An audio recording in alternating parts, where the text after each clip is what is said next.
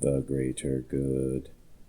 Hey everybody, Greater Good Mining here. So Iceriver has announced and launched a KS0 Pro Kaspa Commemorative Edition, and it is green and it's got a Kaspa symbol on the side, and I just like it.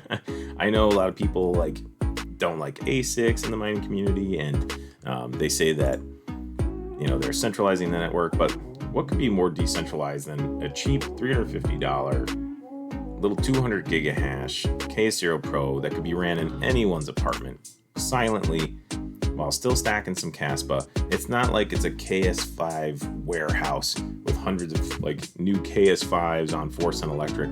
That's what would centralize the network more. I like these because they're affordable for the little guy.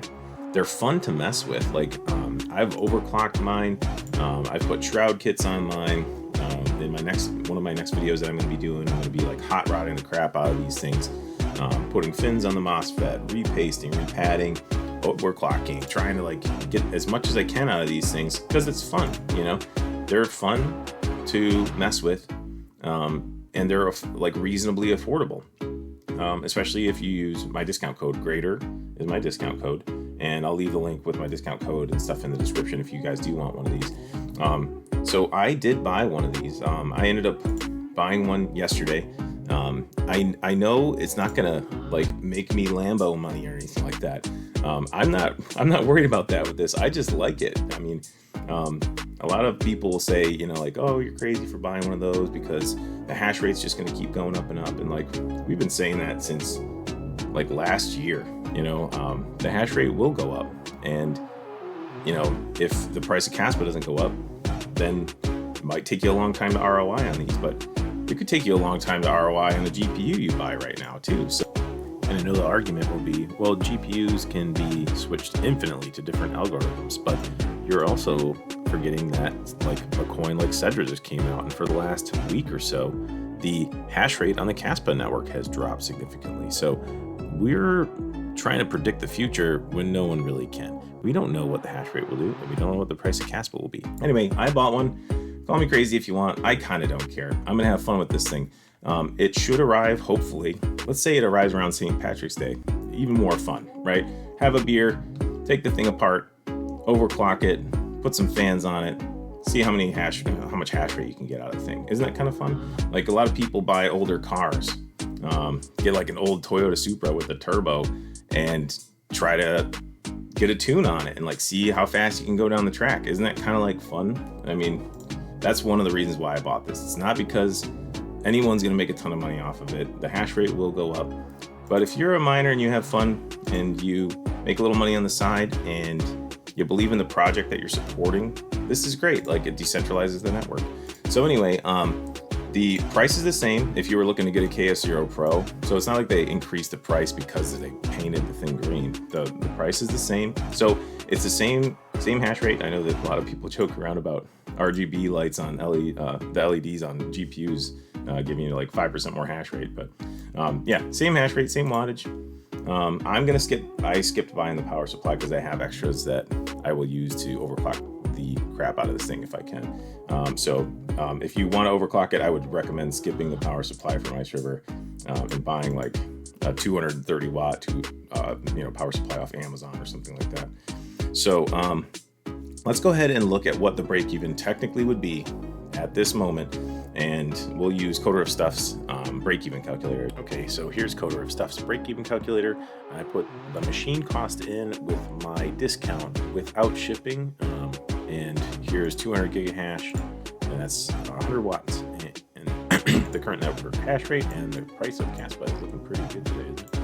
So this is unrealistic because there's no shipping costs, but I don't know what your shipping cost will be. I will tell you mine was $395 after my discount, including shipping to the US. There's no tariffs because it's under a certain amount of money. So that would put your break even at December of 2024. Now, let's say you want to hot rod the crap out of it. I'm going to be doing that with mine, and you can get AC Infinity Fans from Amazon for $40, copper heat sinks, and thermal pads, thermal paste. That should be too expensive. That's $50-$60. If you have a 3D printer, you can print your own shroud. Or if you want to just say, forget it, you can buy a whole Fruition Designs kit. I did a video where I put on a Fruition Designs kit that's all inclusive, includes a shroud and the fans and all that. So I'm just going to go ahead and say that you would need at least the half of a shroud kit, like just for the intake side, and the fans, the AC Infinity fans, like the AXIAL 1238s.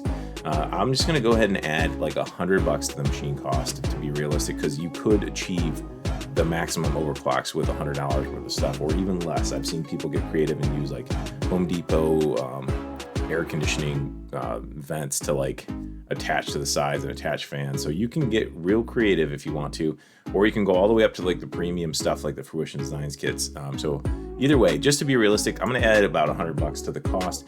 Let's say $495 if you want to hot rod the crap out of your KS0 Pro. And if you do that, you should be able to achieve well over 300 gigahash. The holy grail seems to be about a 340 gigahash. And I haven't done this video yet, and I haven't done all my testing. I know for sure mine was about 167 watts to get about 300 gigahash. So I can't tell for sure, but I could speculate it would be more wattage. I'm gonna say maybe 180 watts with the fans and the overclocks. Let's just go ahead and punch those numbers and see what the break even would be.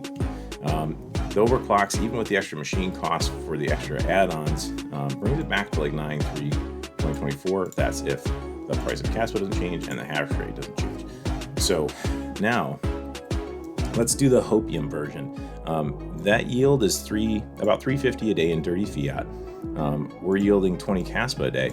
Now let's say Hopium, you hold all this Kaspa, and Kaspa goes to $1 like next year. Just hypothetical, not financial advice. Who knows what Kaspa will be, but you're yielding $22 a day in Kaspa right now if you got one of these things and you overclocked it.